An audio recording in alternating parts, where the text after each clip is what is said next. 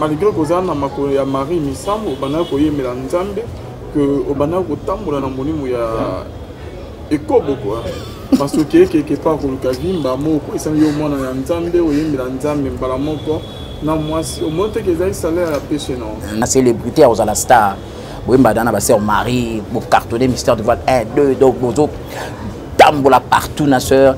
Alors vous savez dans le monde de la célébrité wana izaba fi bayaka et tu vis la vie normale mais to comment to fandi biso bare to adorer mo bobe tali solo ce que bando sala kama wala avant soit tali mwana lobi ah les jours où to zalate mwana otikala na nani moi ma monsieur Kiti ah c'est triste Alvin ils allaient solo à passe makasi mais 13 ans vivant avec VIH na moi ça ko vivre moi ça ko la VIH et ngana yaki na kutani na yeye na nzela voyage ndena kenda kilwanda na kena kutani na yeye to kutani pe to boti na mwana to kwei biso mbale na situation wana le docteur asinga bi ah bono bo protéger mwana oh nini surtout ki wana ote madame bino bo asu zéro positif papa biso madame abimsi ba recette nzambe naka c'est là que j'apprends yazo putana na liwa wana aole lazemi botate or que ba infirmier bando ki makosimba wana parce que ba apprendre ngo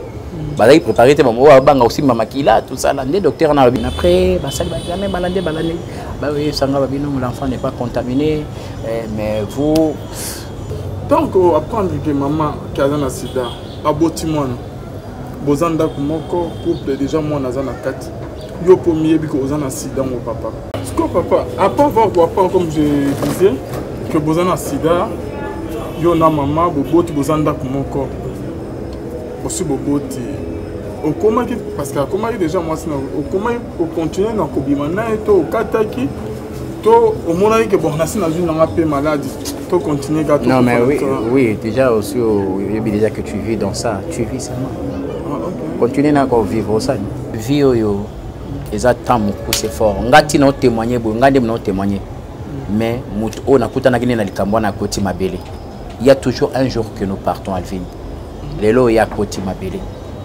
à koti trop jeune na bomwa na nyonso dans la vie oyo izaba blom sou basana na ngote basana na ngote bato o bazala prêt pour n'importe quel prix a obimaka na mbalisan à se prendre à avoir précaution bien sans abanga tanzambe tu mets ta vie en danger lorsque tu parles aux gens moi ne témoigner même famille à madame Yolanda lorsque tu dis aux gens que na leki na zéro positif ou bien na leki na échappé na VIH ndamba sauver ngana et tu montres aux gens que madame nanga kota koti mabele c'est la preuve la plus palpable. Et moi je pleurais Seigneur quoi nous tikingai quoi il fallait que tatanga na kende ya à Tikala. L'église c'est un endroit où il faut pas blaguer.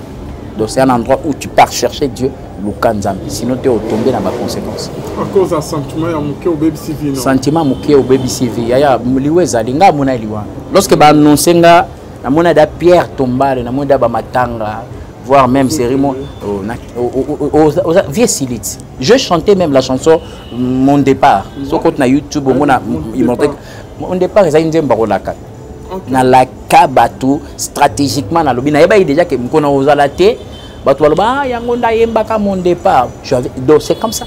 Atala na yembi nzemba sœur Maria Matanga. Là na ole la sœur Marie na milela ngapi. Ah bon? Na ole la de Matanga.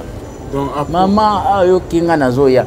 Bana Nzambe, bo pambolami, yambala oyo, na mikili ya poto na Europa, France, Belgique, Allemagne, Espagne, Penzinga Zinga, Assemblée chrétienne, Sycomore de vie, bazali ko célébrer dédicace na bango 2023 et zali bongo na mikili ya poto. Oratrice na yango prophétesse Kimbangu Sansi. Kanga date oyo, samedi 9 décembre 2023 de 16h à 4h du matin. Et kozala bongo na salle royale et Zwamiwapi. Adresse yangoyo, Rue des Bonnes 101 à Bruxelles 1080 et Paiwapi Bokoyo Kamabombami et Longona oratrice prophétesse Sansi Kimbangu Oyo Nzambe a utilisaka Oyo Nzambe a salelaka thème ezali je te connais par ton nom ezali bongo na yebio na kombo na yo tiré na Exode chapitre 33 verset 12 louange paix adoration tokozala bongo na frère Maker Kalambazi, Pasteur Jacques Nkoto, Pesser Irène, Bangonde, Bakotombo Langbende à Bokonzi Nzambe. Nana ko yana équipe na ngomba uta France to ya ko pesa Nzambe matondo ensemble na bisonyos ezana ensemble 6 comores de vie. Samedi 9 décembre 2023 de 16h à 4h du matin, Kanga Salle Oyo, Salle Royale, Nari de Bonne 101, Bruxelles 1080 et Longona Mumbu Nzambe, sans Sikimbangu, pour la dédicace 2023, Assemblée chrétienne, Sycomore de vie, Mbala Oyo, je te connais par ton nom. Mbote na biso, ezalinga wabino artiste comédien Jean Molayi na fandaka na France. Senwave, ezali masolo ya sika eko bongo la makambo. Ngai na libota na ngai, totindaka mbongo régulièrement na RDC mboka na biso. Avec Senwave, na koki kotindela bandeko na ngai mbongo kobanda na montant ya 1 euro et yango eza ko permettre biso awa na poto totindela ka bandeko mbongo ya mike na baposa na bango ya mike. Kitoko, na koki kosala yango ngai moko na ndako na ngai na telefone na ngai et puis na kobakisa eloko te na mbongo na kotinda. Na yango, bo télécharger application ya Senwave et puis bon mona lolenge batinda ka mbongo na pete nyonso sans kobakisa mbongo likolo na yango. Eh bien voilà, beaucoup de na papa na biso Jean Molayi a fait explication claire concernant Senwave. Donc désormais n'allez plus aux agences. Tina mbongo na yo mosolo na ba famille na baza na Kinshasa, oza na Asie, oza na Amérique, oza na Europe. Tina mbongo na Senwave. Téléchargez l'application Senwave et inscrivez-vous au Tcheba détail na yon tout combo na yo ozoti milana na pays ni na mboka ni pour choisir au tini mbongo na yo ozona na ba téléphone na bango donc na M-Pesa na Orange Money pe na Airtel Money babozongo wapi babozongo pemeni ka ya ba cabine to ya ba shop o ezalaka na Kinshasa na Congo to na ba province okoti na mbongo okofuta vraiment côté okoti na gratuit pe famille no ba kino ko telema sur na ba agence te ka bisika bazali abimi na coin a récupérer mbongo na ye avec toute sécurité a rumé na ba agence te a rozaka na coin. Utilisez mon code promo Alvin. Alvin, vous bénéficiez na $10 gratuits au que tu repayes Sabino lors il y a premier transfert il y a bambon na bin. Beaucoup futa frère moroté, c'est gratuit. Lola, les futa avec Senwave. Agence Aboye, tu croyez des sous-swap. Solution, Yabana Congo. Solution, Yabana Congo. Senwave, Lola, les futa.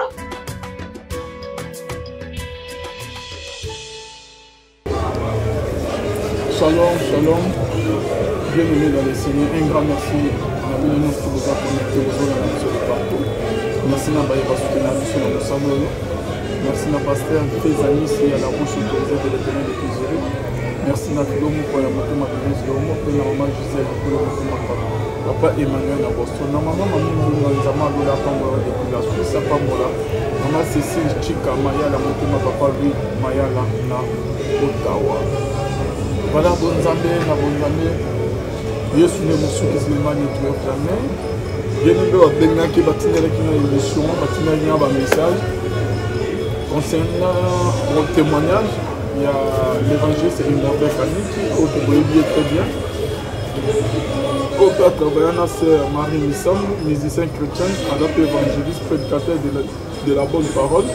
Vous en avez avant l'émission, on a secret, la vérité, il y a mangé des surpris. Comme le Mozindo, il y a Masolo, concernant la vie, quand même vie privée, donc cela on a émission de l'eau. Rien que la vérité. Merci à maman, la servante de l'Éternel, maman Sansé Kimbangu, la prophétesse. Moi, il y a un événement, moi, le séminaire, à Belgique, à Bruxelles. On a invité Binonon Stoubouz à la le 9 décembre parce que nous avons fait nos aventures. Et le Nyanzame, à l'eau, la 26 2023, là qui est Nyanzame, malade, problème éthique en 2023, tout pour 2024. Na succès, na innovation, na gloire, na solution, na pas problème na biso. Parce que la biso publicité, je crois même que vous avez la publicité, tu vas avoir les 9 décembre, bien aimé dans les seigneurs. Tous les papa immortel Kaniki. Shalom, homme de Dieu. Shalom, papa Alvin Beya. Bonne santé. Ouais, ça va, Dieu fait grâce. Vraiment, merci beaucoup pour l'invitation. Nzamba Pamoula Bakinyo Holanda Biso de partout. Ticket Nyon ce Kolobama Awezala pour la gloire Nzambe. Nzamba bénir Moutounion surtout. Kimi Nzambe Zalanabino au nom de Jésus. Merci. Ok, papa immortel. De l'autre, il y a mieux par rapport à témoignage pour Salaki. Au début, ce tout le monde. Il faut ça caméra, il faut ça télévision, la téléphone. Est-ce que ma caméra qui a une émission de témoignage, non, leur témoignage, non, bande au bazo, non, et ça y est. De nature, je comprends que surtout qui opé, on a en tout cas le bête la yoté et ça pure vérité à vie nanga. Oyo nzamba permettre na ngolu na ina dévoiler pour nous sauver mutumoko pour apporter espoir na vie à mutumoko. Qu'est-ce qui vous a motivé ou poussé à regarder ça témoignage en Amérique parce que depuis longtemps parler belé l'équipe au solo là au tir au bête du solo na yamote. Bible lobby c'est poussé par l'esprit que les hommes ont parlé de la part de Dieu. Ce qui n'a pas tant dans le bâté parce que d'abord par respect à moi si ou à moi sinanga une femme de valeur, femme respectueuse, il fallait prendre du temps et pour honorer mémoire na épée jusqu'à ce que Nzambe a fait sa conviction, on pouvait avancer. Alors là, Nzambe a fait sa conviction, tout à la monnaie voilà pourquoi on est fait maintenant. Ok papa, avant que nous ayons une question, peut-être que nous avons pour la première fois. Nous avons solo zobeta papa. Nous avons une question et ça nous juste na ba o bazola pour la première fois. Et ça que les solo que vous allez en sida. Mais quand on rebête la biso du solo en bref en fait eza nzamba bikisinga na 13 ans vivant avec VIH na moi ça ko vivre à moi ça ko bela VIH et ngana yaki na kutani na yeye na nzela voyage ndena kenda kilwanda na kena kutani na yeye to kutani pe to boti na mwana. La situation, après un temps, Dieu m'a délivré de cette situation. Dieu vous a délivré de la situation et maman a un sida. On dit que beaucoup de temps on est dans l'église. Beaucoup de temps dans l'église, on s'est retrouvé dans l'église. En fait, Ezaki na kande kolukalukati. Après 4 ans, on a ma soeur Marie, vie pena. Ezaki penza vraiment ndenge singularité ndé na qui décision na kende koluka. Alors là, on a commis na soyo, on a kutana na papa nanga, que je salue, prophète Niezi Antonio, on a Sengabi, so commis na Luanda na Oyambayo. C'est lui qui m'a réussi à Luanda, on a directionné na l'Inde ya ba cellule ya église na ye, na ke novanda nde ba loja nga na église, na olala na église ngai na bande ko momi balé, ndeko héritier, na ndeko msusu, nde tumandola na église. Alors de là, nde pasteur a pesa communiquer pour na ba église Sungabiso na moi mai, moi kolia. C'est comme ça que tout s'est croisé dans la défunte. Donc, il y a beaucoup de sœurs qui ont atteint la maladie à sida dans la église. Donc, parlons de l'église et de la réalité. Parce que les gens qui sont dans l'église, qui sont cassés dans l'église, c'est comme si l'église est bonne. Alvin, c'est normal que l'église est bonne parce que l'église est ça. Vous savez, lorsque les gens parlent de l'église, l'église est bonne, l'église est bonne. L'église est ensemble ya batu nyonso ya mabe. Bato ya mabe ya monde entier. Bazalane na kati église. Église est ensemble ya batu nyonso oyo ya mabe wana. Bakenda inde baluka Yesu po apesa bango bongo ya sika. De mauvaises personnes converties. Alors tu peux aller dans l'église où yambi Yesu, ou se convertir. Dieu peut te pardonner, Dieu peut te recevoir dans ndaku na ye. Mais la conséquence, il y a un parcours ici au Utakeza, mais aux chrétiens l'église. Donc c'est normal, l'église ici il y a Kawana. Donc il y a plus élevé même il y a maladie. Il y a des maladies compliquées dans l'église. Parce que ce sont des gens qui ont croisé des problèmes que Lucas Lobiko. Alors ceux qui y sont, j'en profite pour dire à tous nos frères et sœurs, tout ce qui brille n'est pas or. L'église est à place au Saranate. Il y a des gens qui viennent avec des problèmes, il y a ndenge na ndenge ba que le cahier soit big sababo. Maintenant na bamsusu o ba yelelo fraîchement na dossier na son Nzambe na big cité il est là. Alors retrouver une maladie place femme. papa nando obeti du soleil à l'église. Et la plupart des gens, au moins qu'il y ait là-bas pasteur, maman pasteur, frère Moboye, sœur Moboye, à comment obeti les copains sans que aille État exactement. Exactement. Bah te belé, bah pasteur et belé, bah maître, bah te n'a pas erreur. Au moins que sœur aille zongengaboué, moi si est au bala. Ok sœur aille l'église à qui mais n'a pas problème. D'autres bah pasteur, tous na ba kao to yambara même pas nanga. Ba kawana et belé. Batu baye ba yo luka lobiko yo po ye so ye na kobanga nzambe te tu tombes dans ça, c'est ce qui m'est arrivé, c'est ce qui m'est arrivé. Tu as solo no calamité parce que et à peine ali solo musus kana o 42 mona kano frère aya qui n'est normal na kate église ndenge ga ezalaka akomo sami pas maman pasteur na papa pasteur moi c'est na kate église. Bazui frère wana bakabeli moi sur aja déjà na sida. Exact. Comment vous trouvez ça? Ils ont dit que peut-être que ba pasteur ba yebaki to ba salika ba simisa pasteur tous non non il y a un problème Alphine. Ils ont battu belé ba ya na église. Le coupable c'est pas pasteur. Battu belé ba ya na église, a na église ayo luka Yesu. Mais à se dévoiler, à confesser, à bimisi vérité. Mais yo pasteur, on a mouru au centre. Nous avons tel sur l'état de santé. Non mais moi c'était oh petit frère, on a qui pasteur, maman pasteur, kabeli frère, moi je suis à sida. Pasteur, papa Alphine, est-ce que pasteur n'y a sondage à mouli mon centre? On peut devenir pasteur sans mouli mon centre. Aujourd'hui les lots qui pasteur est comme Yanzunzu.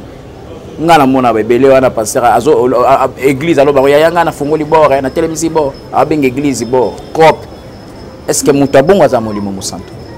C'est là où on est aujourd'hui avec l'église. L'église aujourd'hui, ce n'est plus l'église ya molimo musanto où ba pasteur appelé choisi par Dieu ba établi. Ce sont des gens qui avant de luki vie en commerce et simbita luki vie en cop et simbité neti mikolo batik na église bazo lukana vie na députation mikolo tout le monde est député.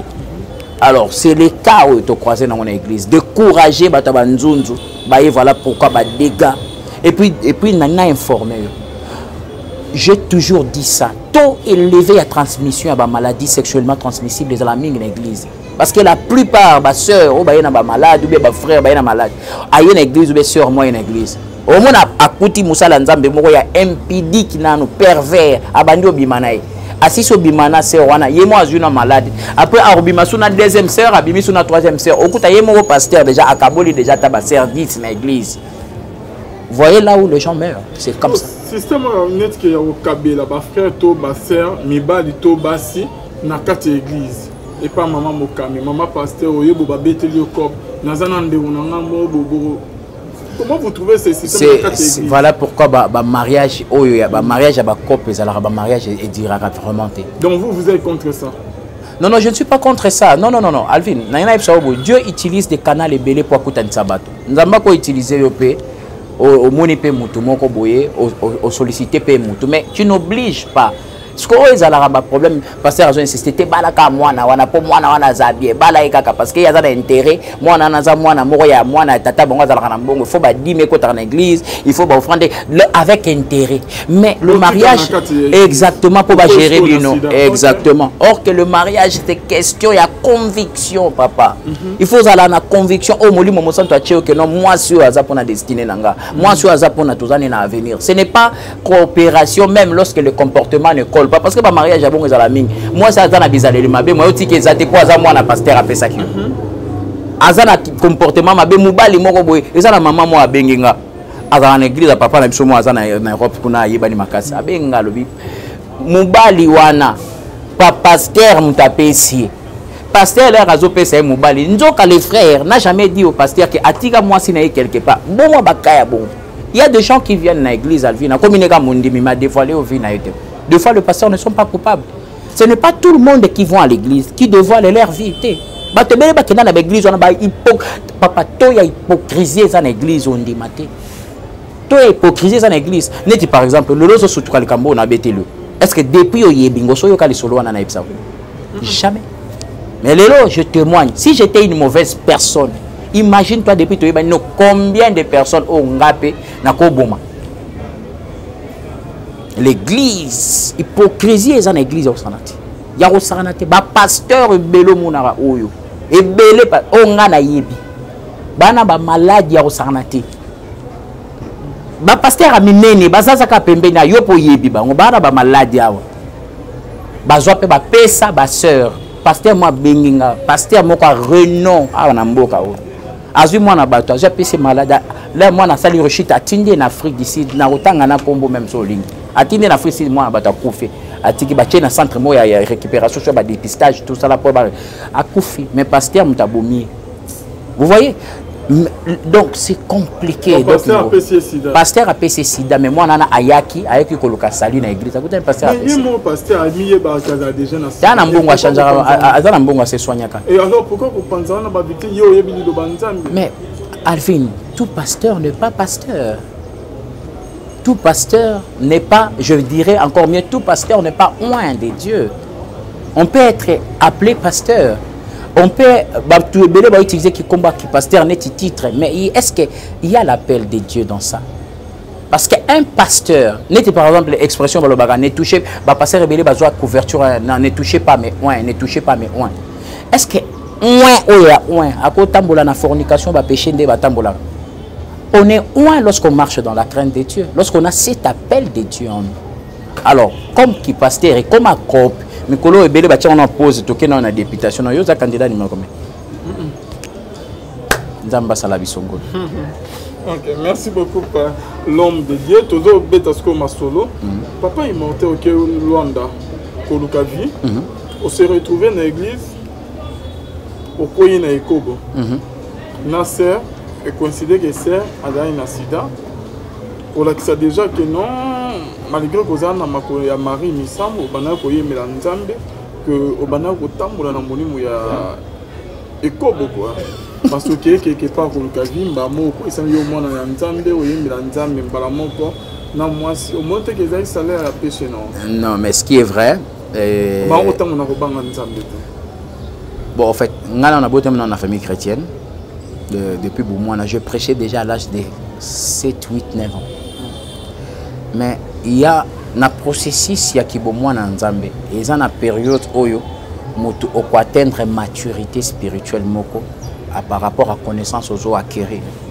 La vie chrétienne n'est pas une vie que tu te retrouves directement 3 face 1. Non. La vie chrétienne, c'est une vie où la transformation est continuelle jusqu'à atteindre perfection. Parce que le monde est compliqué. Mais la vie chrétienne, il y a la croissance où on grandit pour atteindre cette maturité. Mais à l'époque, je me contentais plus, parce que la famille chrétienne, mais je me contentais plus dans la célébrité aux la star. Marie, cartonné, mystère de voile 1, 2, donc tambola partout, na sœur. Alors, vous savez, dans le monde de la célébrité, et tu vis la vie normale. Mais sauf que ce que j'aime avec moi, même na katamilié wana, na tkala ozala mobuluté, ndesko eloko témoignage nange sala nga douleur yangwana. Alors lorsque non. Ezaki réalité condition na se retrouva ki nango nde meminga na position wana. Yango moni des fois na te yaka batum songa bi pauvreté za mabe papa. Lorsque na kei je n'avais personne. Et na église on a komaki pasteur a pesi communiquer. Ah ba maman, ba papa, ba frère, ba sœur on était à 3, c'est là parmi Batubando Sungabi sont des défunts mais comme c'était vraiment une femme de femme, moi ça me thème une femme de cœur. Elle a pris ça à cœur, elle venait à Jolie Sabiso, à Zola Sabiso. Pendant ce temps, il passé un moment solitude, on a un problème, je ne savais pas c'était quoi, mais elle nous aidait. Alors, kosungawana nde intimité koli to bando longwa tokei na kepa na ye tozongi na ke c'est là est-ce que moi sambal bazala qu'on a développé cette intimité jusqu'à ce que tokoi ce n'était pas parce que na kenda na sala mobulu non c'était ma condition da ba kokoya mso koi li kwa bula fufu tu te retrouves dans la condition où tu dois manger parce que toute ma vie tout ce que je faisais je dépendais d'elle donc so naza o naza lelo grâce à Nzambe parce que cette femme là m'a pistonné en fait. Avec la tête que tu as, il faut y avoir langue d'abisso, il faut y avoir le portugais. Mais il y a comme si on a une école. Si on a le portugais, parce qu'elle m'a inscrit. Elle croyait en moi. Alors, et l'Okwana, il y avait déjà cette dette morale. Au moment devant Moutou Oyo, Asimbi, Mundu, Batunara, acheté des balobara. Donc, j'ai été redevable à elle. Lorsque faiblesse, donc, je suis tombé directement. Quand on voit que tu étais redevable en elle, et c'est mieux qu'il faut d'une autre manière, mais la manière de se passer, une autre manière, Nazalai Nambo. Donc, on est obligé. Non, non, en fait, je vais être sincère. Là où deux sexes opposés vont vendre longtemps, il y a toujours un sentiment qui naît. Okay. Et un sentiment moins beau. Donc, mais ça n'a quitté tellement, il y a eu l'intimité, on partageait des moments, et tout ça, là, on s'est retrouvé dans ça. En fait, on a commencé une histoire. Pour se retrouver, pourquoi ils s'aiment, et quand est-ce qu'on peut apprendre que aux anasida?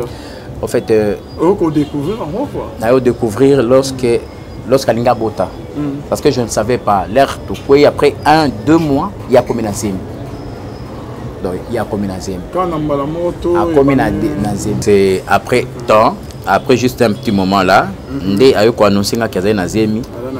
Alors, elle ne pouvait pas garder l'enfant, il fallait avorter. Donc il fallait avorter. Alors il fallait avorter parce que je ne savais pas quand il y avait un motif et ben qu'on poussait à avorter. Mais hier, il y a déjà que non qui il y aura de vérités qui vont sortir. Alors on a insisté, toqué dans l'hôpital. Être comme dans l'hôpital, moi j'étais déjà dans la culpabilité où on est à mon vie, on a mené déjà dans la couille, tout ça là. Être comme toi avorter, dans la vie, dans la couille, on a une impudicité déjà. Non, je ne vais pas toucher les sangs. Okay. Je peux pécher, mais deuxième péché pour corriger péché à l'émotion. Parce que l'objectif est de corriger, de couvrir, de trace. Ndele na komi na boy, docteur a dit ah, biso na règle na l'hôpital, sauf mobile boy avortement, donc on n'avorte pas. Tout ninga na boy, tout soit na, elle ne voulait pas, on a tenir la parole d'anga. Seigneur, si je suis tombé déjà ici, on a avorté sous sté. C'est comme ça d'être aux zongi. Alors, ce que Sony tellement, elle vivait seule dans un appartement. Alors, on a dit ah quartier tozali, lola ba ayebani na ba église na nini ça Sony to longwa wana, il est en parlant to longwa to na populaire côté batu ba yebi bisoté parce que on devait se cacher pour période d'anneleka. C'est là d'être s'isoler. Alors, côté nazalaki si je continue à un mois, 2 mois, on a des informations autour de l'État et tout ça. Mais côté ce que tu as dit, quartier, donc milliers angolais, donc je n'étais pas informé jusqu'à ce que j'ai mes comme 9 mois. Mon colo a une bota. Ndé to comme un hôpital, là to comme un hôpital docteur. Bon, tu connais na 9h, to comme na 9h. Alors, pour y na kutakié, avec na moi na mon koufi déjà parce que moi na obotom na séropositif, ça passe à les 5 ans. Moi, je suis Koufi, ce qu'on a coûté moi parce qu'il y a une relation avant.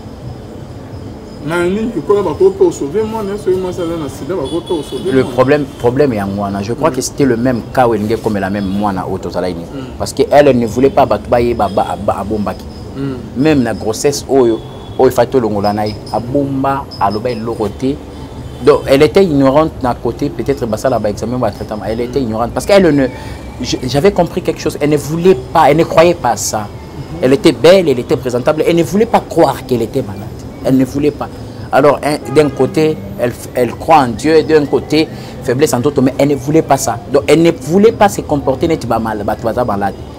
Alors, façon dont se comporter, na façon azalaki. Papa, pour y baki, m'tona malade, oui, belle, présentable et tout. Alors là, on va bénir Misso et la vie est confortable. En tout cas, vie est soit pour moutoyer des passe. Au monde na yo surtout que si on a est-ce qu'on y bat. Donc y batté. Alors, né l'air sikoyo na tike na tongo na zonga na kendo tala moi na tikala na ndako les garçons moi na oyaye. Ndé depuis 9h tipo quoi azobota karte zemi compliqué comme pas possible. Zémi compliqué que tu étais en train de protéger moi. Vous savez, lorsque Dieu te protège, il te récupère depuis les maman comme il dit à Jérémie. Alors, Dieu n'a pas qu'est-ce qui se passe. Pourquoi vous salez bazo tomboka? Il y en a tenu. Quoi? Abika. Oui, nous avons séropositif. Mais vous protégez moi.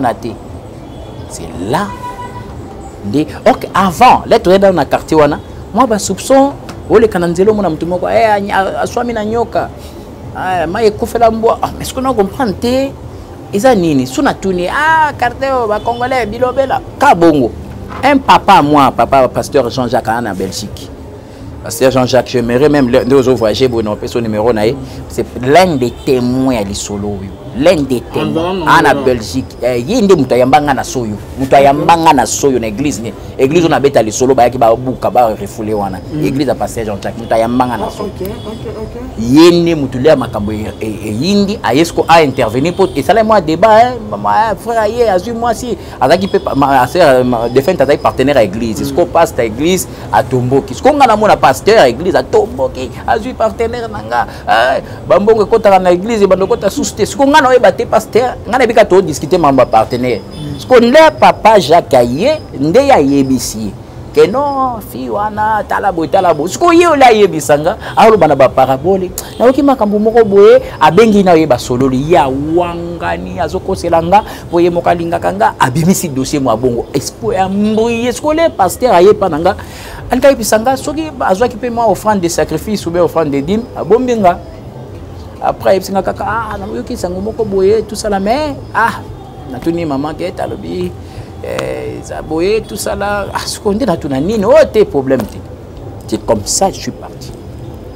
Comme ça je suis parti. Il y a quoi apprendre en Ouana. Les docteurs Singabi, vous ne protéger moi. Oh, surtout qui wana.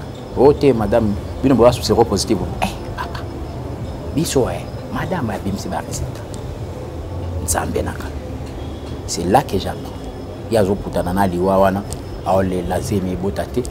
Or que bah infirmier bando qui m'a aussi baïwana parce que bah apprendre ango bah là il préparer tes mamans banga aussi mama kila tout ça là les docteurs na bi kana yé comme compliqué et ça qui na hôpital mon a palanca polyvalente quelque chose comme ça par le pas quand ils a compliqué bon mais na ana Paula hôpital à moi c'est président on va transférer na urgence en tout cas il y a les lazemi ngana ole la da matanga nanga donc il déjà nzambe c'était compliqué les là. Quand mon docteur a fait, toi un homme, te sauver nano. Et puis, tout à la suite. Dès l'être Kekuna, hôpital en Ana Paula Bakotaka Batute, so yena patient, baju malade, minonyo surtout botka libanda. Ne ba iba kotier na urgence d'après ndenge ya obetelanga après. Zeme abando botaka tenda moni docteur mo congolais abando leka. Nda ya tuni bango nini. Asengi bango tonga mo abeti mbata mo na sauter. C'est comme ça que Dieu a protégé moi na po à la contaminité. De batuni au salaire examen pour nous protéger après ba yolo ba biso abi non bozana bo isoler moi na ba isoler moi na balandela ta un mois batala so moi na ça contaminé après ba sali ba examen balande ba oui sanga ba bino l'enfant n'est pas contaminé mais vous c'est comme ça qu'on est parti. Qu'est-ce que avant tozo ko na émission na ba jeune ba za ki liboso mbo moto na ba intérêt mo ba za prêt à tout faire. Conseil nous ko pesa na ba parce que yo se retrouver dans situation on a vu sida malamu. Oui bi et ça va te belé ou va traverser situation wana des frères et des sœurs pour nos mobile en vie oyo eza temps moko c'est fort ngati na témoigner bo ngande na témoigner mais mutu on a kutana kine na likambo na koti mabele il y a toujours un jour que nous partons Alvin lelo ya koti mabele à koti trop jeune na bomwa na nyonso dans la vie oyo eza bablo msu basana na ngote basana na ngote bat o bazala prêt pour n'importe quel prix a obimaka na mbali sans à se prendre à avoir précaution bien sans abanga tanzambe tu mets ta vie en danger parce qu'il y a le danger surtout ba frère na biso na ba sœur na église na kata église eza na ba kamoko compliqué maman église ndeza na bato mabenyo so oyo ba ya luka Yesu po babika église ndé eza na ba maladie oyo libanda kuto ezarate oka bina ba yeso non des abokoto nyoso ntingulu côté na yo luka Yesu abikisa nga malade ana okuta na église les gens viennent chercher la guérison à l'église alors so yo frère pervers impudique oyo luka moi c'est une église oyo bi danger so parcourir parce que même qu'il va tout ce qui brille n'est pas moi je croisais ça dans l'église l'obité l'église lelo o parler la langue tout cas ba conséquence au sala libanda nzamba longolie au bando tembola libanda mobulo zaka ndumba oboti bana 4 là yo sa repentance dans l'église bana na ba limo si baza de même il y a des gens que Dieu a fait grâce. Oui, l'église, la guérison, au salut de repentance sincère, et Nzamba visité. Mais il y a de ceux-là où Nzamba, par sa volonté permissive, a tiki bomba zalabou, a l'émission, a tiki conséquences.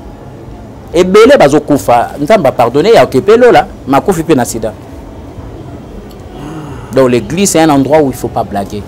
Donc c'est un endroit où tu pars chercher Dieu, sinon tu es tombé dans ma conséquence. À cause d'un sentiment, il y a un baby civil. Sentiment au baby civil. Il y a lorsque tu annonces que pierre tombale, matanga, voire même cérémonie.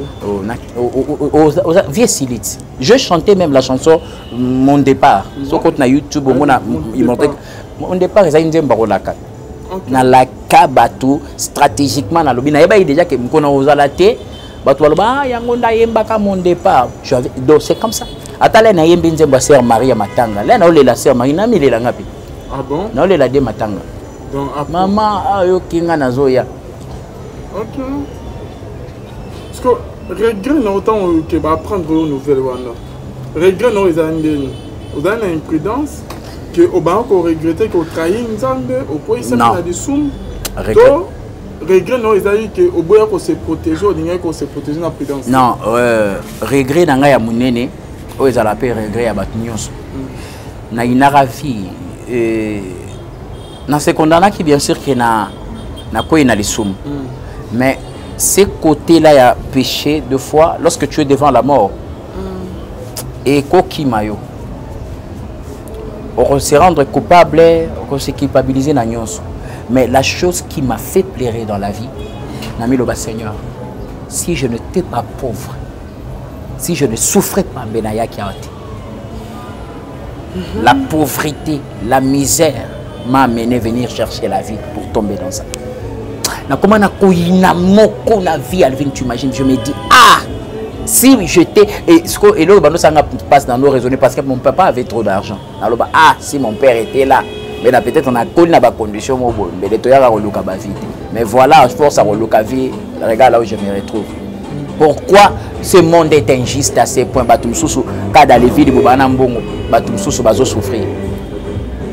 C'est ce qui me faisait très mal. Merci beaucoup, papa Immortel Kaniki. Papa, mais avant déjà comme on a bien na maman monsieur ba autant la bien été bon na journaliste na zo poser quand il reçoit caméra pendant qu'avant que maman c'est comme si vous êtes en bon terme vous avez en bonne relation attention on dirait que ko soit na bakanda ban ezaki par rapport que na ndeko yebi ka pesa ki yo malade toi ezaki et vendre des aragi bien été non ils ont la période de parce qu'il y a eu des gens qui ont appelé que on va en aide, moi si pour discuter, vous avez vraiment une bonne relation. C'est ce que j'ai dit. Lorsque nous apprendre nouvelle et botanga haine Alfred, comment aimer muto yebi aimer loliwa? Comment vivre en bon terme na muto yebi et le causa on a vite yeli. Donc ça nous a pris des années, une compréhension sérieuse. Mais on vivre naïra. Non, vivre naïra. Parce que nous avons une stabilité dans la vie. La vie n'avait pas de position. Tout ce que je faisais, je dépendais d'elle. Alors, on a un enfant, c'était elle qui était mais de ces côtés-là, il y a colère, il y a haine. J'avais développé ça parce que nous sommes ils sont estémotés. Otaka anzame. Na vandi na vie. Parce que na bengi na tuni. Na même pas no salinga. Yo yebi situation na yo na famille ba yebi. Nga na ye mais tu m'as plongé dans ça. Papa, muto ayelo liwa. Hein? Ataso ezane ndeko na yo. Côté wana ya colère, ya passe. Les gens voyaient tout discuter.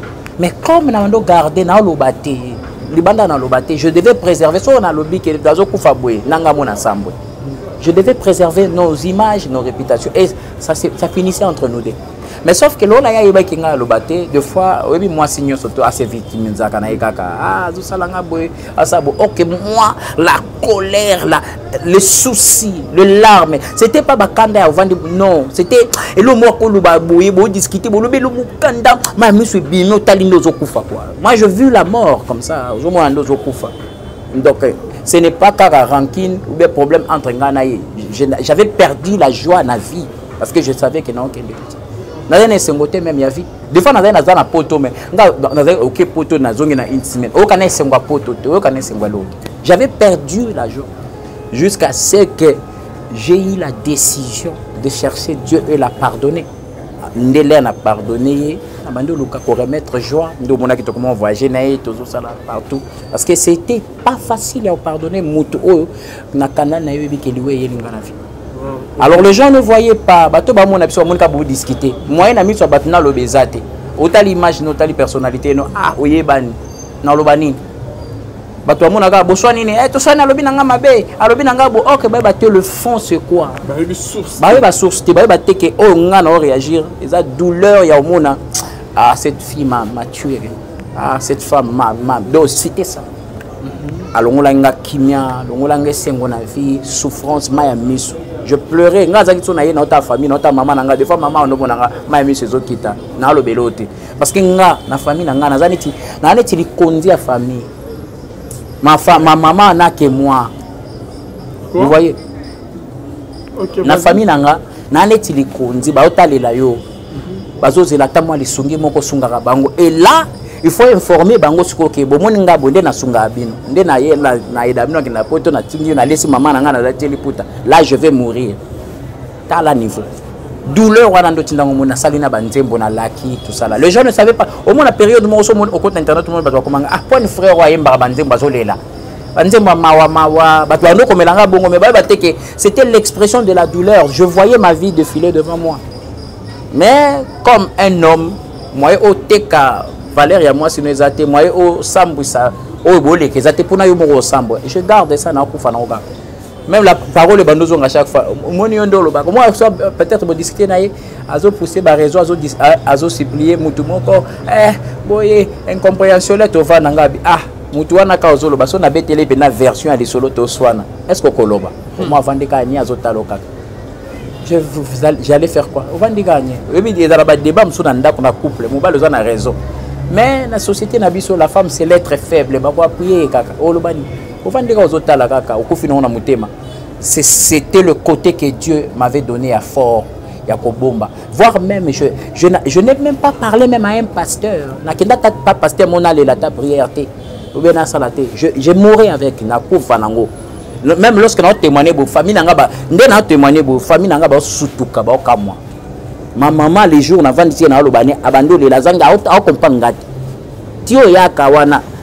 So côté na ba commentaire abato ba yebibiso. Mingi ba lobaka ah maintenant on comprend la vraie version ya douleur ya bala ya mambalo. J'ai un voisin à moi papa Charles à Soazo Landanga à côté même na direct mon lobabi ah na mokiliso yebi mutute bo traiter mutu ndenge nyoso maintenant je comprends la souffrance de cet homme aya muto yo vandi yebi ki na vanda inanga na na famille na kyo luka vie est-ce que ao le nazonga mubimba na okufa siko qu'est-ce que je ferais mais ba o batolo baloba abandaki komoni yokola mwasi ba yebi te ba yoka parti ba yebi. Même maman alors l'autre fois na matanga maman alors a benginga batu babenga balobi nanga bo natali ka maman alors moi na betela maman alors ezati de maman alors ndazana suko avanda bapeda kadiki boye secret boye bana matanga batu babenga même famille madame be batu babenga ka baloba asala boye suko maman alors azolo bananga suko nga moyena loba na ezati na tikaka vaninga ah maman problème ezati parce que je devais préserver ça. Jusqu'aujourd'hui, c'est ça la vie. La vie, si tu ne connais pas le fond du problème à Moninga, vous allez apprécier le bâti. Et là, nous sommes agissement. Papa, ils ont la vie, la réalité, la vie, la condition, la vie, et comme ça colérique. Nous sommes la déception à vie. Ils ont traité par comme cela. Choc à ma camba vie, il faut changer le comportement à minute.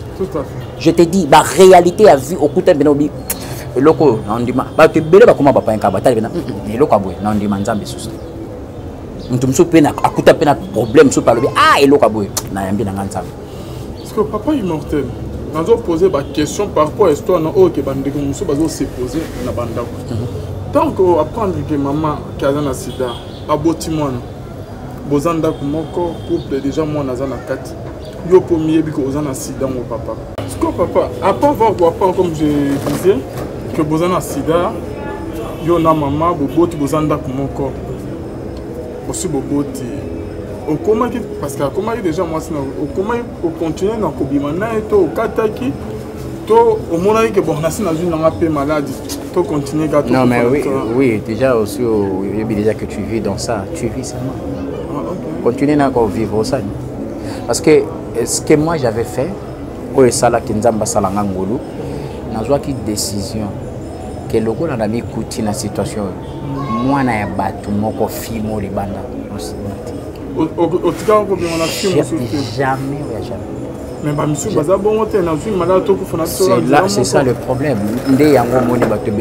Parce que Dieu ne fait pas grâce à qui veut se venger. Yo za malade.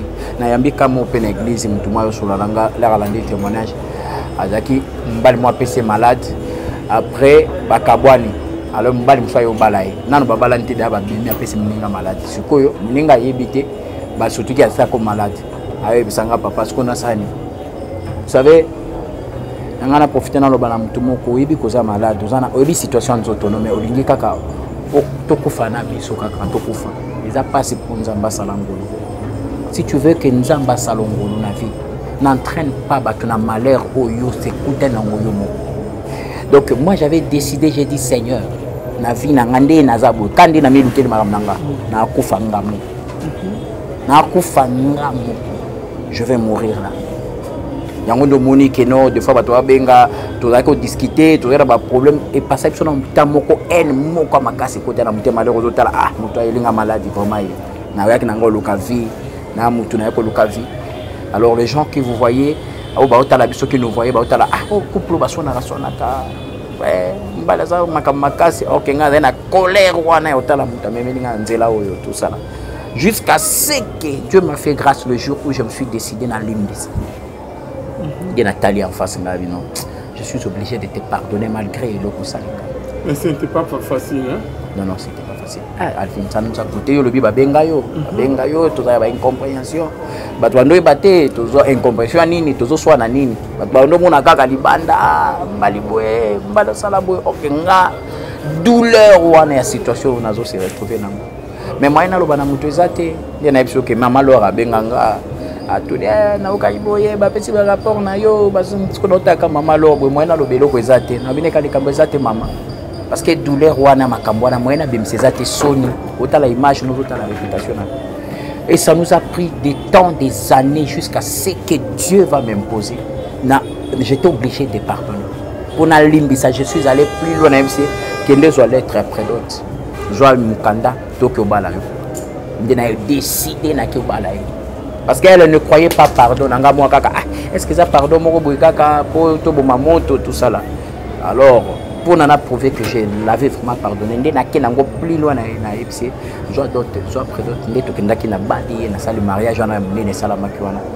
j'ai pardonné. Après, on a créé l'atmosphère, il y a paix, on a rattrapé le retard, il y a collé la parce que c'était tout le jour, on complérait, là, on vend d'abord, la situation, jusqu'à ce que Dieu a grâce et tout ça.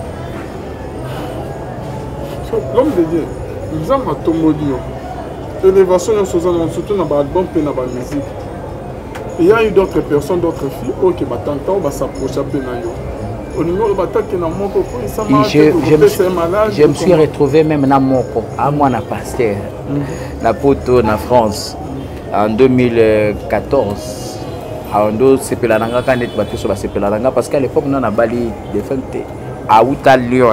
À Miselanga, Pesanga Mikanda, à Pesanga Mikanda, Tobima, tout ça, mariage à Blanche, quand des salades.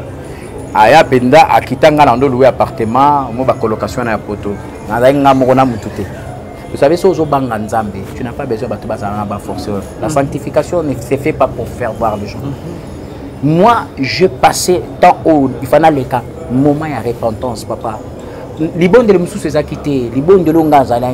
C'était la repentance parce que la Bible dit dans 2 Chroniques, chapitre 7, verset 14. Si mon peuple sur qui est invoqué mon nom, s'immilie, cherche ma face, se détourne de leur mauvaise voie, j'exaucerai d'ici leurs prières, je guérirai ces pays. Donc la guérison de Dieu, dans le bango na batou, la délivrance, la vraie délivrance. Si tu veux vivre la main de Dieu, tu dois commencer d'abord par la repentance sincère. Repentance sincère, les à la clé à quoi activer soit tes délivrances, soit tes guérisons dans la vie à moto. Les lois église, il y a qu'un offrande à prophète, il y a qu'un offrande à sacrifice, mais bateau habite à côté, bateau à mon côté. Au cas où ça moutoie à offrande, à couper sa offrande d'union sur le monde. Mais si cette personne vit dans le péché, elle ne vivra pas la main de Dieu. L'église où qui caresse les gens avec le péché, avec des histoires très compliquées. La sœur est venue me voir ailleurs à côté de la chambre. Bon, en fait, à côté de la chambre, tu as yambi pananga parce que tu as quitté Pananga, quitter les Pananga, tu as passé une nuit, na minuit. Quand je sentis à moi la douleur remonter. Comme j'avais décidé de faire aussi, na ba 1 heure, 2 heures, na bonne incompréhension qu'on soit na bengane na kangaye na kene na gare de l'Est 4 heures so 5 heures na kyotika. C'est wana yinanga na vie na ye, abi na emilia ye, na sambusa ye na mona epamba. Bino bokansaka moi célébrité za nango o kayeba kiteke nga na zo épargner na situation monene. Ya eba ayinanga. Donda za na zo landa témoignage zo asutuki. Or que mon cœur, j'ai dit Seigneur, moi na batu na boma na batuti. Je n'entraînerai pas cette fille dans ça. Mouté mesanga mawale na otala ye bébé de nini ngabi, moi je vais pas pécher avec toi. Na boya toi tu crois que basa la nzambe msupe ba ngabi pas moi. C'est comme ça que je l'ai épargné. Mais il n'a pas de donner ça. Je n'ai pas de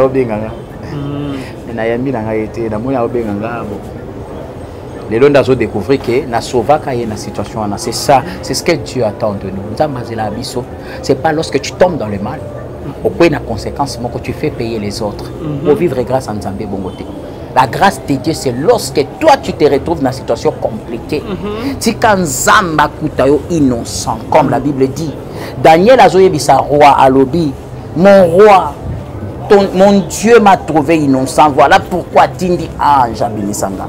Je suis tombé dans le péché, dans cette faiblesse, mais je n'ai pas entraîné les autres. Et Dieu m'a justifié. La situation y a vie de Tindenga na se retrouver dans la poche. Mais de nature, au moins, vivant vie à mon boulot. Mais une réalité que Dieu m'a fait passer pour Atianga. Il faut d'ailleurs jeter à l'église, il y a un pasteur blanc, le Seigneur m'a fait voir aux canaliwa, aux canal situation où il y a pour Menzamba, parce qu'après au ministère, il y a puissance dans Nzela, no batebele baobika. Batubazana ka oya yowana, baobika dans Nzela na yo. Ah, Nathalie a prophétisé kaka, a un problème nangate, abinanga. Le Seigneur m'a dit, à l'élection à Liwa. Pour comprendre c'est quoi les miracles. Aujourd'hui, je comprends qu'il y a des situations que Dieu fait pour aïb sa moto que non. Regarde ce que moi je suis capable de faire. Ndamba ko lection na moto parce que batu ba oleka na moto yo za la expérience ça va monter na kata moto za la abo. Na kata moto za. C'est ce que Dieu a fait avec toi. J'ai eu le cœur de pardonner. J'ai eu le cœur d'effacer, d'oublier. Tu commences à fandi, tu fais des choses, tu adorer. Un mot bobé t'as dit solo. Ce que ben ça la cama ou l'air avant soit t'as moi dans le ah les jours où tu as la témoin non tika la nanani. Moi ma monsieur Kitty. Ah c'est triste Elvin. Ils allaient solo à passe ma casse mais Dieu a fait grâce à Osalangolu que moi j'ai échappé à ça à longue dans situation go et puis moi c'est à profit papa. Moi na tikali maman nyonso za na esengo ke bana na ya boti bakola ko sa bango nini bazokola sima na ye bana ba osufri mais moi c'est beaucoup fana nkambo bo bango payer na ye oleki na ye miso le dit que moi ça kofi na malade wa zala ki non nzambe wana biki sete nzambe wa biki sa yo pourquoi biki sa moi c'était c'est ça toi abana ko tamo na ko banga nzambe to il y a un problème. Dieu n'est pas obligé de faire ce que nous voulons. Et ça, les Camboléris sont en macasse parce que l'espoir, il y a besoin un jour pour témoigner. Tous à la preuve, il y a témoignage. Et mais Dieu s'est décidé de sa façon. J'étais en train de prier dans le Seigneur. Pourquoi? Nasoni, toi tu sors de cette situation, Nzamba épargné, mais moi c'est à profit. Et le Seigneur me dit clairement, tu vois témoignage. Et il y a une influence, tu es sauvé sur le balai, tout ça qui a envie. Dieu devait. Il fallait appeler ça la preuve. Il y a l'obi.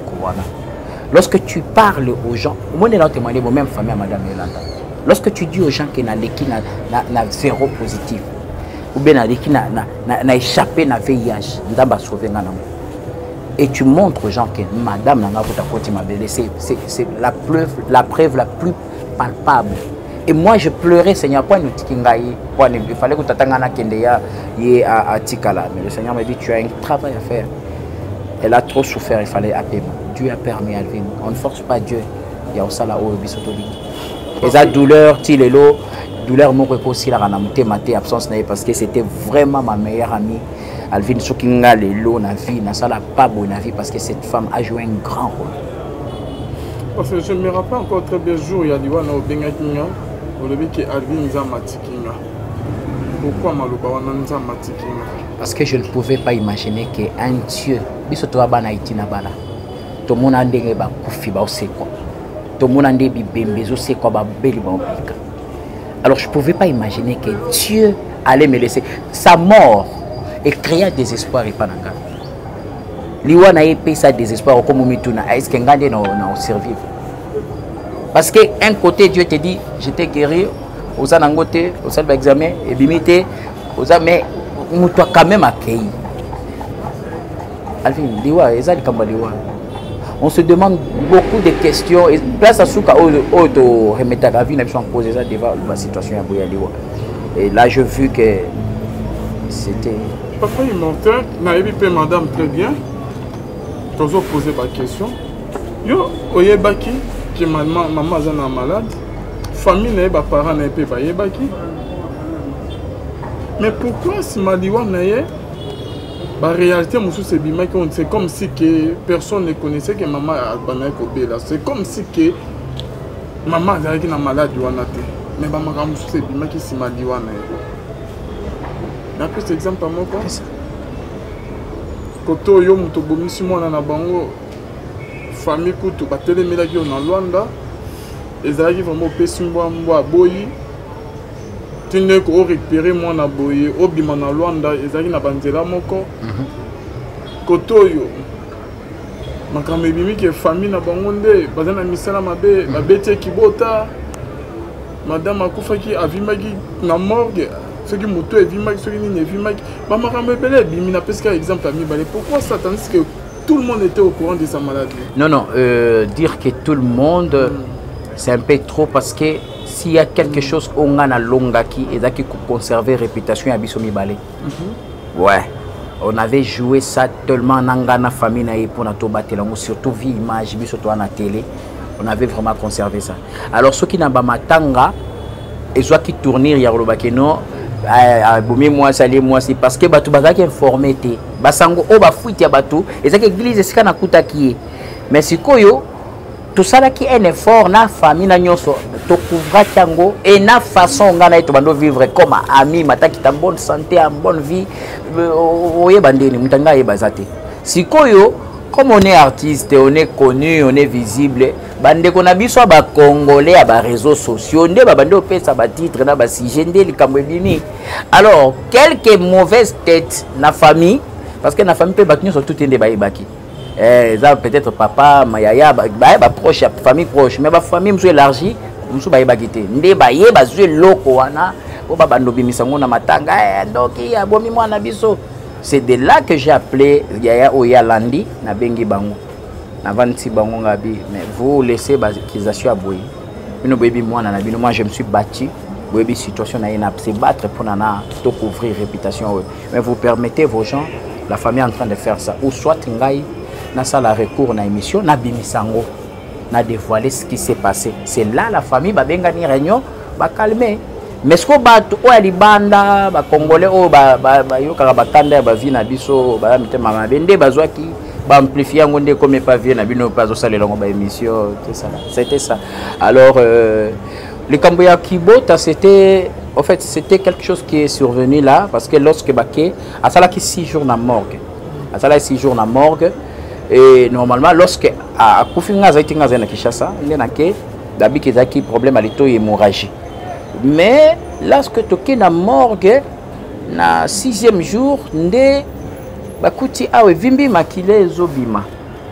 Bon, nde na ngamba ba Congo parce que mpanzi moko baza côté bazombo, uta papa nde papa bando loba te loko toyebi yango nde naokika na motanga papa zoloba bino obeti mwana nga nayebi bodo ça c'est sorti après. Donc vous savez, lorsque on vous accuse innocemment, Dieu dévoile la vérité dans ma côté. C'est ce que Dieu avait fait pour nous épargner. Sinon, ça allait être très, très dangereux à lui. En tout cas, merci beaucoup, Papa Imon. Vous avez une belle famille en bonne relation? Oui, tout ça, on a un problème. C'est carrément on a un bon d'azate. Il y a un temps où, des fois, on a un les canfins, nous voyons qu'ils ont déplacé loin au Congo.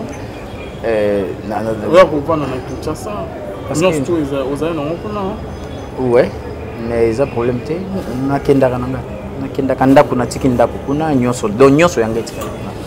est-ce que vous avez découvert que vous avez un sida? Oui, je fais les examens. Après, l'examen, c'était compliqué, Alvin. La salle d'examen était 10 000 fois. Bon, 10 000 fois, c'est un peu trop. Hein. Parce que je ne croyais pas, vu la situation de traverser qui n'a pas de débattre. Partenaire Nanga, Papa Pedro, ndé a Beninga, pour les Kananzela, au Kabatouba, Bois Kela, au Kabatouba, Bois Kabajeton, Dabinanga, humiliation, yo. Toi qui n'est pas aussi tout sambeli Pemingi. On a eu ça qui. C'était la seule personne où on a eu ça vérité. Nanga, pour n'a pas papa n'a pas mais t'as la situation dans le cas. Ça l'a éma ou makasi. Ndé a singa bibo. Et les kita on prie abi. Qu'est-ce que même au l'examen. Il y a Souka, pour ta ce que ça va donner. C'est là que je suis allé. Et na sali nga kuna sali examen à Souka ngo. Bon na bika ba ba résultat ngo ezara bongo be na zonga be tout ça là. Bon na bois qui paie papier ngoti. Comme par hasard na bibona tala na papier ngo peso nini. Je na fungola boy na moni négatif. Je na ndimite ti. Na bimi na mbango susu na zongi na hôpital ngo na seli munga ngwana sala nga tour na ebimi. Na tenge mususu. Nde mususu suba sali ngati. Tinga na sona os revenir na os résultat na ela zongi négatif. Oh, nde na comprendre tete. Nde na zongi li susu munganga liboso ko atombo ki abi. Oh papa, ce que ça nini ngo to so sala ki olobi, sala ki munga nde na bite, busa nana. Nde na expliquer munganga na yamba Yesu. Ayamba Yesu. Il n'en revenait pas. Abi non, c'est pas vrai. Dieu m'a guéri. C'est de là, malgré ça, on dit ma pécate. Na vandaka tout ce temps, na douté kaka, jusqu'à ce que je dis à Dieu, donne-moi une preuve, donne-moi la preuve et on montrer vraiment que tu as fait. Donc tellement devant le peuple nos autres, on a tellement na loba, ni angozo prouvé. Ndé cérémonie na binga ko mwana bela makasi asili makila. Hôpital Mobimba minuit 23h quelques. Makila ozong sa mwana ezate munganga lobiso makile bimite mwana azokufa dans une heure du temps. Ndenga na vandi na otala. Munganga lobina mais papa to mekano makila no peut-être boza groupe moko ba meki bo makile ko groupe moko na jamais bo pesa mwana nga makila oti. Docteur a dit za bato zo bazu makila nde bake bazali examen parce que fa bazwa 1 kilo ba pesa mwana babi akata mutema dans une heure du temps donc so makile koti. Dès là que le Seigneur me dit donne. Na pesi makila bo, na pesa bo baki basala examen, makile za bien et loko ezate ngana boy. Na esi bango non. Bo bandela. Les docteurs dans l'eau ça siliki te mwana zokufa yo zo sala biso boye tout ça là ngana bi non papa, ngande kolo mwana makila ote bo bandela. Allez le docteur soyez abibo comme lui veut, to bandanga bi tena fata mbongo bandela examen. Nde ba bandela examen, docteur na kutu mususa liboso siliki. Bande l'examen, basali ba checker. Est-ce qu'on est là qui munganga moko avec na machine azoloba. Makila bien, le gars ba bébé. Makila kitoko sans tache, sans infection, sans nini otambola bien. Ndenga vandi mai mise kitinda tuno oni ngabi. Makila nangate. Makila Yesu. Parce que oya nga ebezaki ya kola da liwa. Makila ya ba bébé wana feza ya Jésus wana ngati. C'est là, docteur dans une limité. Waouh, le sang là qu'on voit là, j'ai compris que Jésus avait changé mon sang. Jésus avait tout transformé. Et ça m'a pris du temps, ça m'a coûté pour en témoigner. Mais là, le Seigneur m'a dit facile. Parce qu'il y a quelqu'un. Il faut bien qu'on a témoignage. Il faut revenir, à retrouver encore foi dans le témoignage. Il y a mon témoignage. Merci beaucoup, Papa Immortel. Merci de nous surtout Balandi Bisso. Au cours de l'année, nous avons dit que en dehors, il y a maladie à sida. Il y a un cancer, il y a des maladies compliquées comme la sucre. basali tour. Vous savez, les lots où je peux avoir le courage à la caméra pour ebisa mutu moko que Yesu abikisaka. Pour ebisa mutu moko que Jésus-Christ guérit, Jésus-Christ sauve yaya. Ce qui les lots nous allons remarquer que nakata l'église nabiso apparemment ba manifestation en Nzambe na niveau wana neti to ebi sera ba di na ba les ala ressources vraiment. La plupart de la Nzambe va plonger dans les mensonges, dans la prédication du genre, il y a une offrande à sacrifice pour Nzamba Kangola. Il y a un foutaboye. Donc les gens appellent les enfants de Dieu à venir chercher la guérison moyennant quelque chose. La guérison que nous recevons par Nzambe en prité. Il dit dans sa parole, venez vers moi, bois comme la source, bois la offrande. Moi, quand je recommandé à serviteur à lobby, allez, donnez.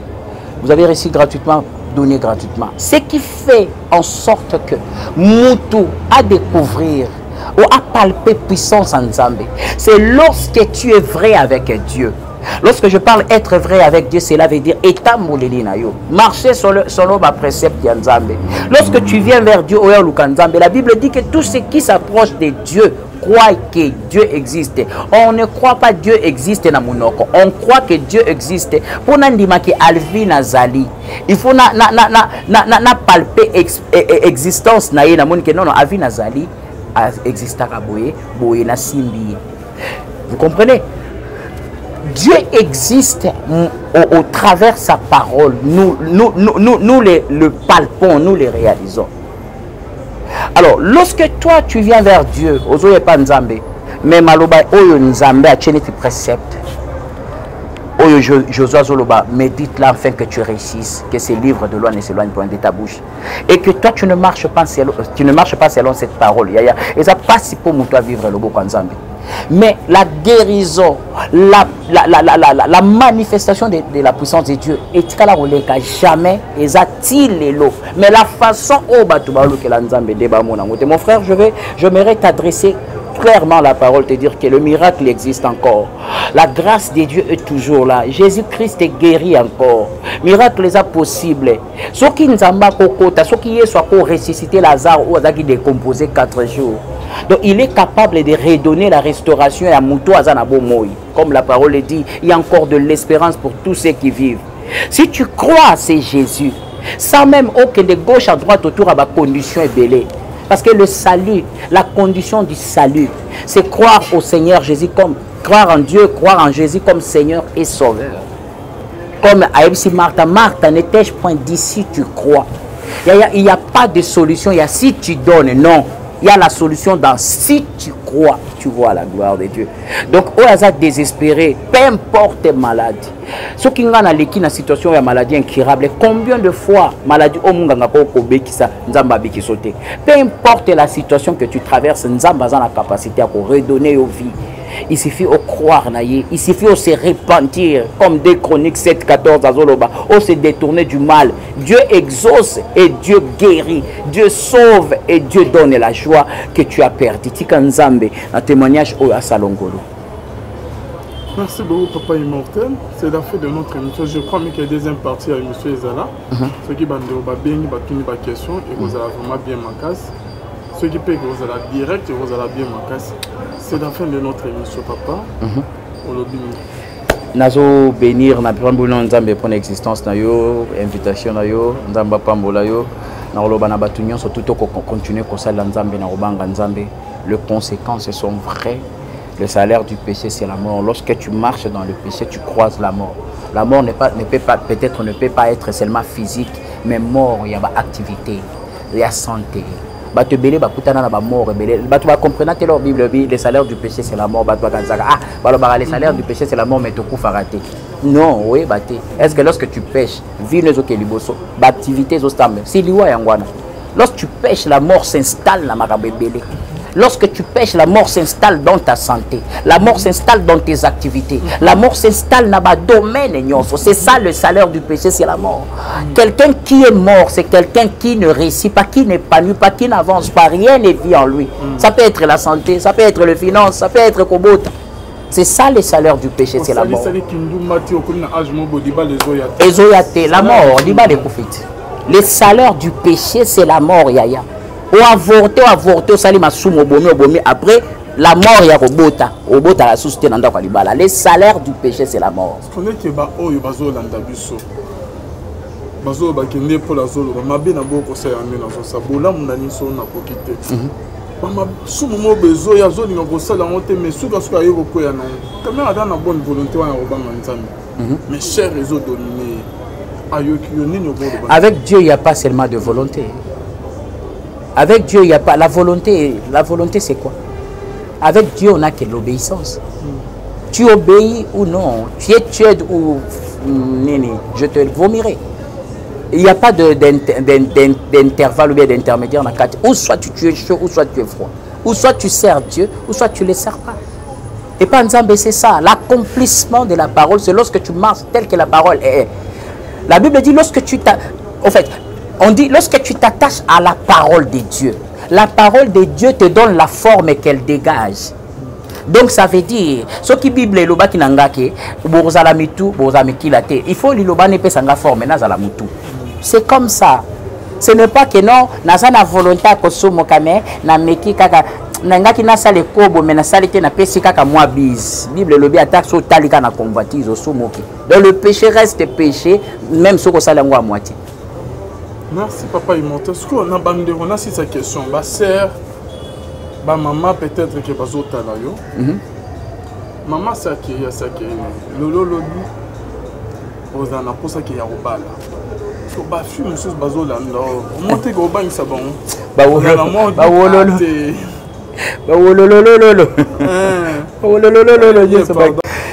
fait, Nzambe a préparé qui pour nanga à la prête à ça. So Nzambe lobi que bena vas-y avance, elle sera là. Témoignage épais ça écoute force pas le banaki soutenir le ministère wala. Oh banga parce qu'il y a na katine que je pas Dieu. Et puis ils allaient nango ti aux ngata na hôpital ou même ngata na docteur na yo ba traiter ngati nani ba sali ba examen. Mais ce qui est vrai, moi si on Nzambe, ce qui Nzamba le binanga reprend ta vie, zongi la mariage. Moi si on Nzamba disponibilisé, elle sera là. Elle sera là, peu importe les conditions. À quoi assumer en gros, repartager na soni mais le plus important y est soit autobama.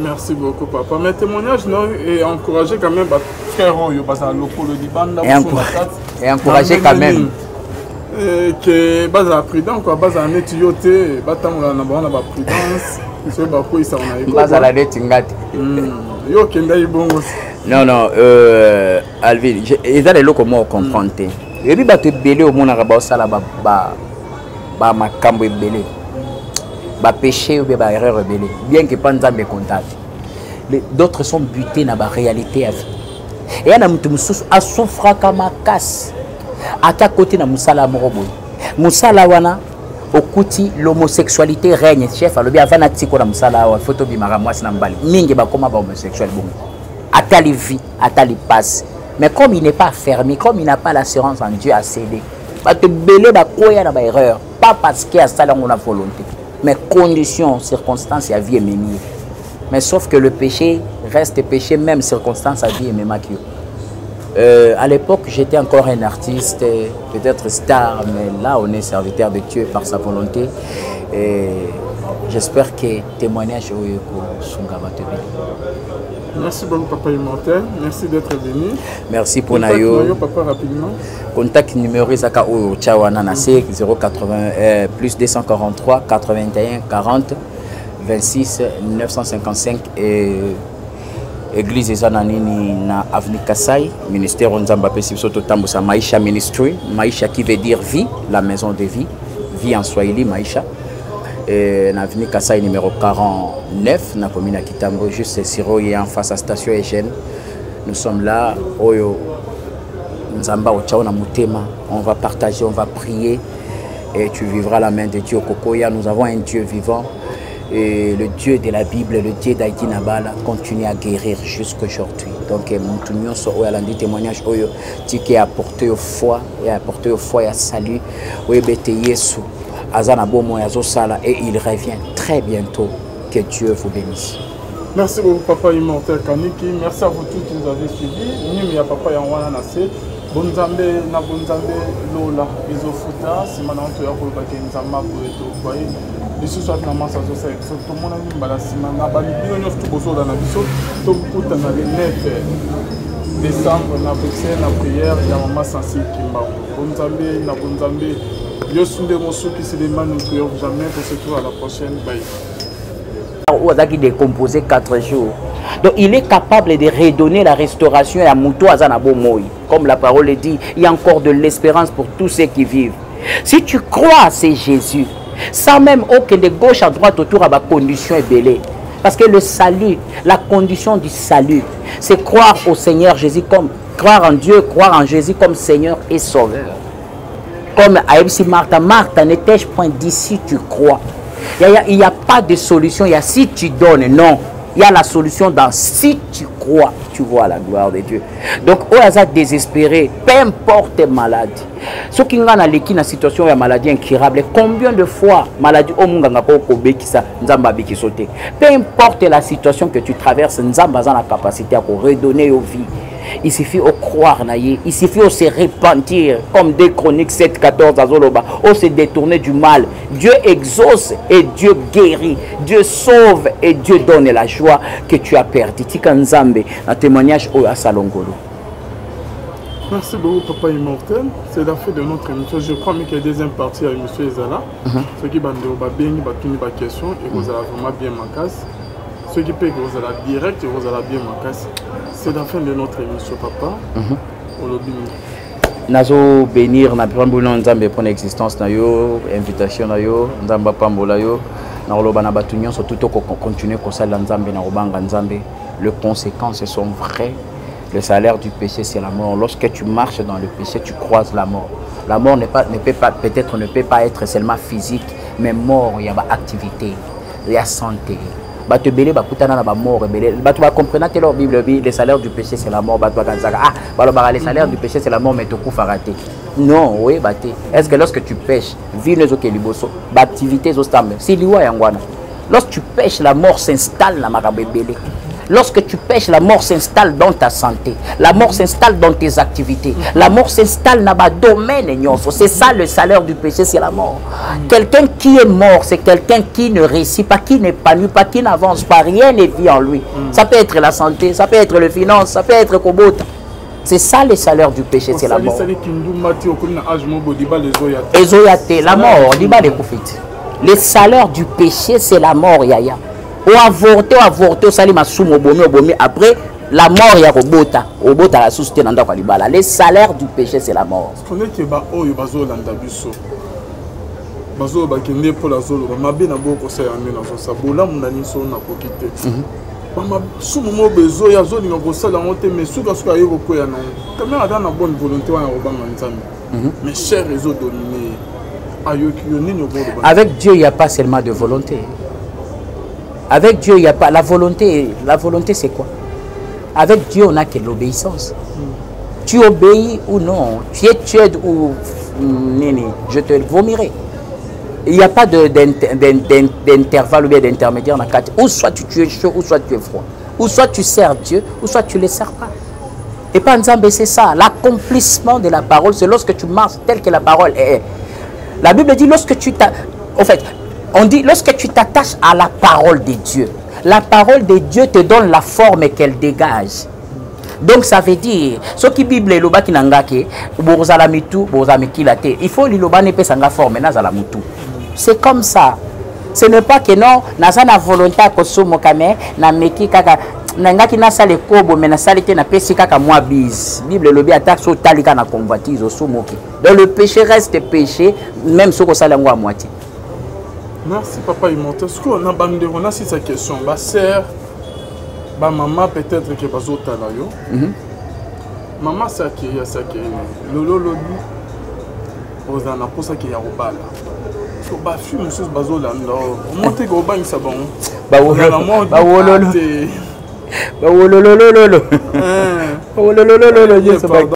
Non, en fait, Oyo Nzambe a préparé qui pour nanga azala prête à ça. So Nzamba lobi que bena vas-y avance, elle sera là. témoignage et puis ça écoute force pas le banaki soutenir ministère wana oh banga parce qu'il y a na katine que je pas Dieu et puis ils allaient nango ti oui ozwi ngata na hôpital mimi ngata na docteur na yo ba traiter ngati nani ba sali ba examen mais ce qui est vrai moi si o nzambe soki nzamba lo binanga reprend ta vie zongela mariage moi si o nzamba disponibiliser elle sera là peu importe les conditions à quoi assumer ngo repartager na soni mais le plus important y soit autombama. Ah, merci beaucoup papa. Mes témoignages non et encourager quand même frère Oyo parce que le Libanda et encourager quand même que basa prudent quoi basa netioté batangola na bana ba prudence c'est ba ko isa on a basa la netingati yo kenda ibongo non Alvin ils allaient le comment comprendre et puis ba te belé au mona ba sala ba makambo ebelé ba péché ou ba erreur rebelle bien que pas nzambe contact d'autres sont butés na ba réalité à vie et yana mutu mususu asofra kama casse ata côté na musala morobo musala wana okuti l'homosexualité règne chef alobi avana tiko na musala wa photo bimara mwasi na mbali mingi ba koma ba homosexuel bon ata li vie ata li passe mais comme il n'est pas fermé comme il n'a pas l'assurance en Dieu à céder ba te belé ba koya na ba erreur pas parce qu'il y a ça dans la volonté mais conditions, circonstances, à vie et mémie. Mais sauf que le péché reste péché, même circonstances, à vie et mémie.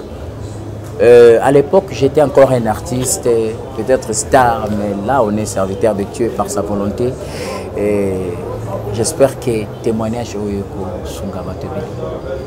Merci beaucoup, papa immortel. Merci d'être venu. Merci pour Nayo. Papa, rapidement.